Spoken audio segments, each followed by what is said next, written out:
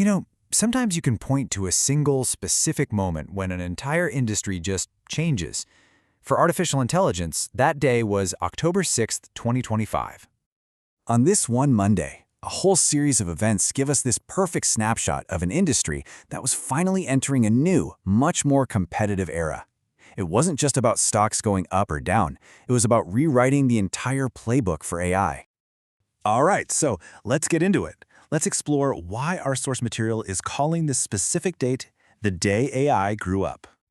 This quote right here, this is the key to everything we're about to unpack. It sets the stage for a seismic shift, starting with hardware, which then kicked off a brand new race for developers and ultimately made AI a corporate mandate.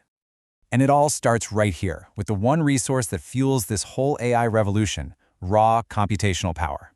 One single deal on this day was pretty much the epicenter of the whole earthquake. So the big headline of the day was this massive partnership between OpenAI and AMD, and the number at the heart of it all, 6 gigawatts of computing power. That's a staggering figure. So let's try to put that in perspective. That's right, the energy equivalent of 5 million homes, all focused on a single task, powering AI. It's a scale that would have sounded like pure science fiction just a few years ago, and it really shows you the incredible resources now being poured into this industry. And the market's reaction? Well, as you can see from this chart, it was instant and it was dramatic.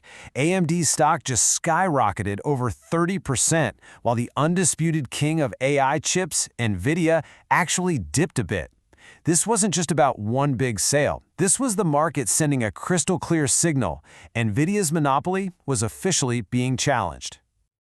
But the real genius here, as the slide shows, is in how the deal was structured. This wasn't a simple purchase.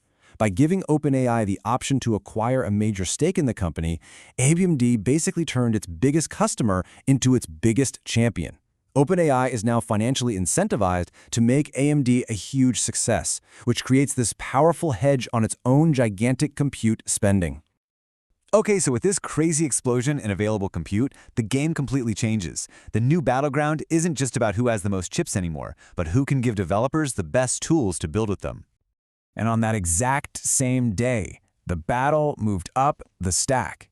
Anthropic fired a direct shot at the competition, launching its new model with this incredibly bold claim. And it wasn't just Anthropic, not by a long shot. As this table shows, all the major players made a move that same day. Microsoft, Anthropic, and OpenAI all dropped major announcements for developers, and you can see their strategies are totally different. Microsoft is going open source to drive people to its Azure cloud. Anthropic is trying to become the absolute best in class for that lucrative coding niche. And OpenAI is building a tightly integrated toolkit to create a sticky ecosystem. And this sets up a classic tech showdown. On one side, you've got Microsoft's open source playbook, give away the tools, build a massive community, and then sell the cloud services on the back end. On the other side, you've got OpenAI and Anthropic's walled garden approach, promising peak performance by controlling everything, the models and the tools. Kind of like what Apple does with its hardware and software. All this new hardware and software had a ripple effect that reached the entire business world. It marked the moment AI shifted from being a nice-to-have experiment to a must-have mandate. The message from the C-suite became crystal clear. Meta started tracking usage, Microsoft tied it to performance reviews. The takeaway is simple. Proficiency with AI was no longer a bonus skill, it was fast becoming a baseline requirement for pretty much any knowledge worker. And its use became pervasive, often in ways we don't even see. A study revealed that around this time, about 1 in 4 press releases on major newswires were being written with help from generative AI. It was quietly becoming the voice of the corporation. And the impact goes way beyond the office. In the super precise world of semiconductor manufacturing, AI was now detecting defects with over 99% accuracy. This isn't just a cool technical achievement, it's a perfect example of the industry maturing, with AI now improving the very process that creates its own hardware. So as AI becomes this embedded in our economy, the era of self-regulation is ending. The final piece of the industry's maturation on this day was the emergence of real, formal rules. A perfect example came from Pennsylvania with a new bipartisan bill for AI in healthcare. And as you can see, it lays out a clear template for future regulation, built on 3 key pillars. Transparency, so patients know when AI is involved. Human oversight, making sure a person, not an algorithm, makes the final call. And bias mitigation, creating clear accountability. On the global stage, the G7's financial experts issued a pretty stark warning. They acknowledged AI's dual-use nature, that it can be used for both attack and defense, and urged the entire financial sector to get ready for new, sophisticated threats like adaptive malware and data poisoning.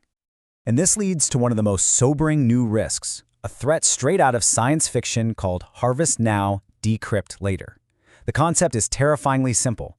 Adversaries are stealing massive amounts of encrypted data today, data that is currently safe, and they're just hoarding it, waiting for the day a future supercomputer is powerful enough to crack it wide open. And if you think this is some distant problem, it's not. The Federal Reserve itself called this a present, active, and unavoidable risk. The data stolen today is already vulnerable to a breakthrough that hasn't even happened yet. So, after this landmark day, the AI industry had clearly grown up. The scale is bigger, the competition is fiercer, and the rules are finally starting to be written. But it all leaves us with this one central question. We see the incredible promise, but we also see the risks becoming more and more tangible. And the defining challenge of our time will be figuring out how to find the balance between the two.